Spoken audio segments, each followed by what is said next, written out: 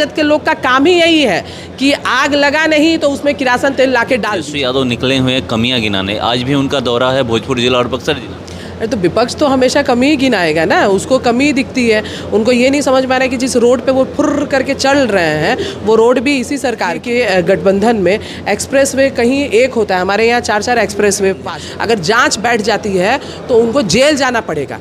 बराव के बगल में पहले से जो स्वास्थ्य उपकेंद्र चल रहा है उसके 10 कदम की दूरी पे आपने health and wellness centre section किया। क्या मतलब है इसका? एक पंचायत में 10 गो हेल्थ एंड वेलनेस सेंटर होता है। लाभ वो तेजस्वी जी खुद ले रहे हैं, अगर उनको कमी दिख रही है, लॉ एंड ऑर्डर में उनको कमी दिख रही है तो पूछे अपने पिताजी से आराम से बैठ के कि क्या स्थिति थी 20 साल पहले। तो 17 महीने का विकास वही दिखता है ना। पहले हम लोगों ने ज्वाइनिंग लेटर दिया और उसको उन्होंने मंच पे खड़े होकर बांट दिया, वितरित कर दिया, तो वो उनको विकास दिख रहा है। तो 17 महीने के अलावा उन्होंने देखा ही नहीं है कुछ।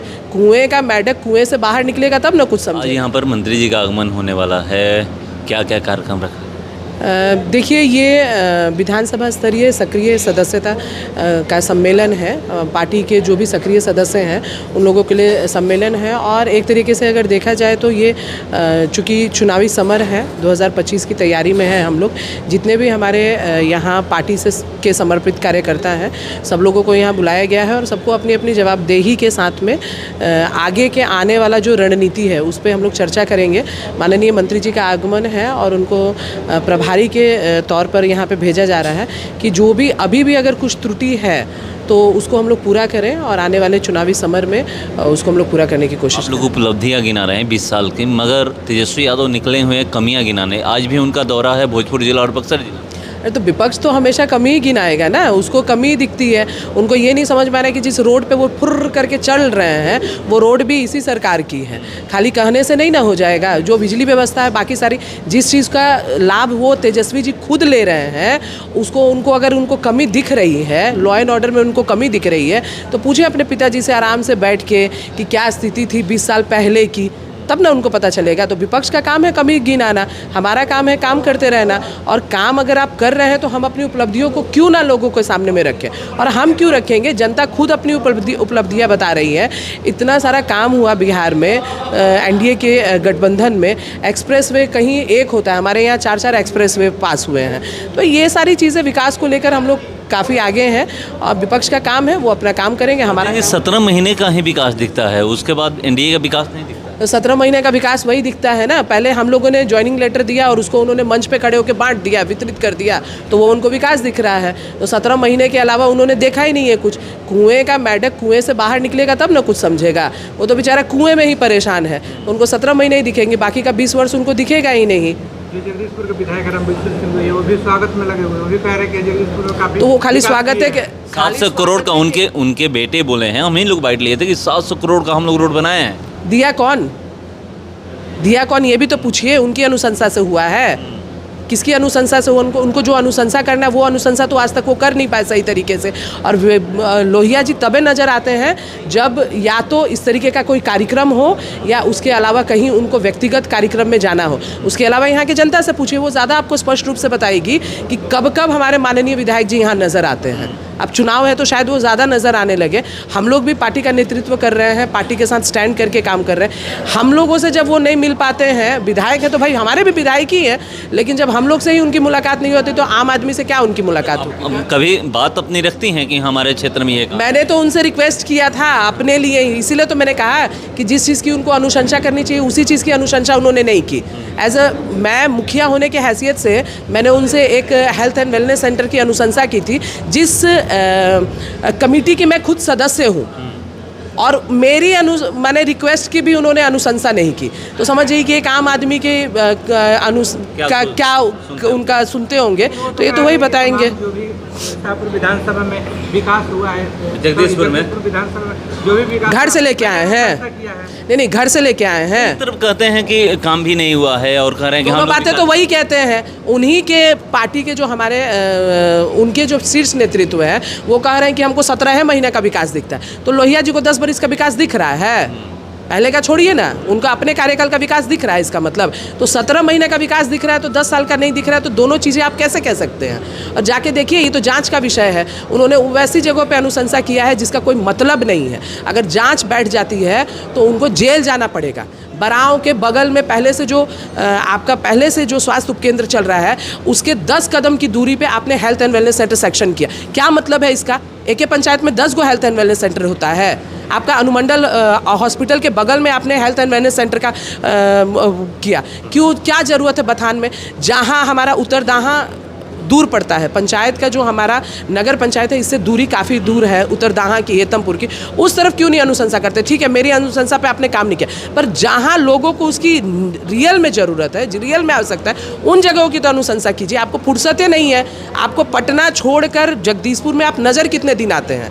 जब नज़र ही नहीं आते हैं तो दोनों बातें आप ही कहते हैं। एक तरफ आप कह रहे हैं कि कुछ हुआ ही नहीं है, दूसरी तरफ कह रहे हैं कि हमने 700 करोड़ और इतने करोड़ का काम किया। तो कहाँ से? आसमान से टपक गया?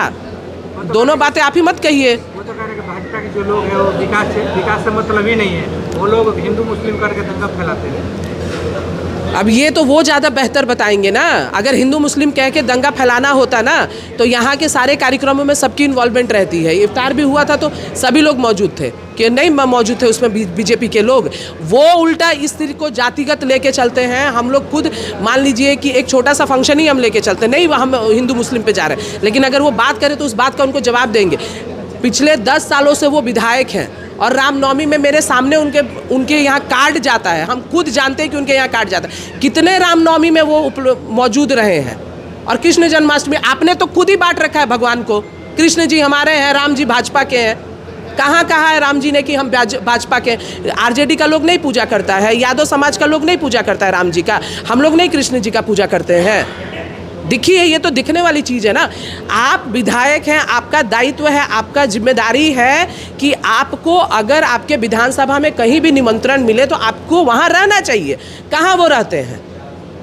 और आप खुद कहते हैं कि आप खुद ही नहीं मौजूद रहते हैं, सिर्फ ये सोचकर कि हम तो जन्माष्टमी में रहेंगे, रामनवमी में रहेंगे नहीं। और उसके बाद दूसरी तरफ आप ही कहते हैं कि यहाँ पे बीजेपी के लोग जातिगत बाटी कर रहे हैं। ये तो आपने ज़्यादा स्पष्ट बताइएगा, हम लोग कैसे स्पष्ट? आखिरी सवाल है, क्या तेजस्वी यादव के आने से प्रभाव पड़ने वाला?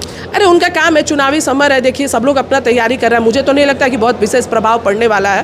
पहले वो अपने आप को तो स्टैंड करें, पिता की पगड़ी को लेकर चलना अभी पहले वो सीखें।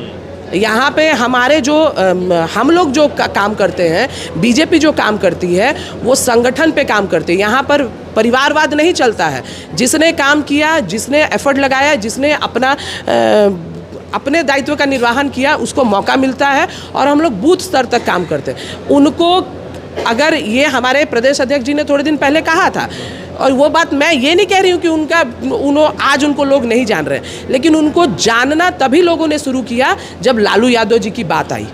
ऐसा नहीं था कि उनको इंडिविजुअल, उनके वजह से लोग नहीं जान रहे हैं। आज भले वो उनके पिता जी की वजह से जान रहे, निश्चित रूप से आज भले वो आ गए हैं तो उनका अपना एक अलग इमेज बन गया होगा, लेकिन शुरुआत तो उनके पिता की वजह से ही हुए थे। और हम लोग जो है यहाँ बीजेपी के जो कार्यकर्ता हैं अपने लेवल पे हम लोग स्टैंड करते हैं, अपने बिल्कुल बूथ स्तर पे काम करते हैं। बूथ स्तर तक, बूथ ही नहीं पन्ना तक हम लोग काम करते हैं। पूर्व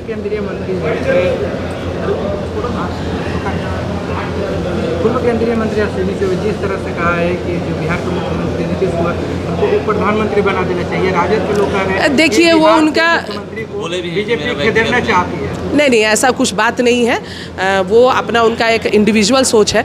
हमारे पार्टी में तभी कोई चीज़ें ये ऐसे किसी इंडिविजुअल आदमी के कहने से कुछ चीज़ें नहीं होती है। यहाँ एक संगठन है और मैंने आपको पहले भी बोला कि पूरे संगठनात्मक रूप से हम लोग काम करते हैं। तो संगठन का फैसला लेने का ना मेरा अधिकार है ना किसी एक व्यक्ति का अधिकार है। यहाँ संगठन जो फैसला लेगी, ऊपरी नेतृत्व जो फैसला लेगा उसके हिसाब से काम करेंगे। अरे राजद के लोग तो विपक्ष में हैं। राजद के लोग का काम ही यही है कि आग लगा नहीं तो उसमें किरासन तेल लाके डाल दीजिए। राजद का काम ये है। राजद को अपना काम करने दीजिए, हमको अपना काम करने दीजिए।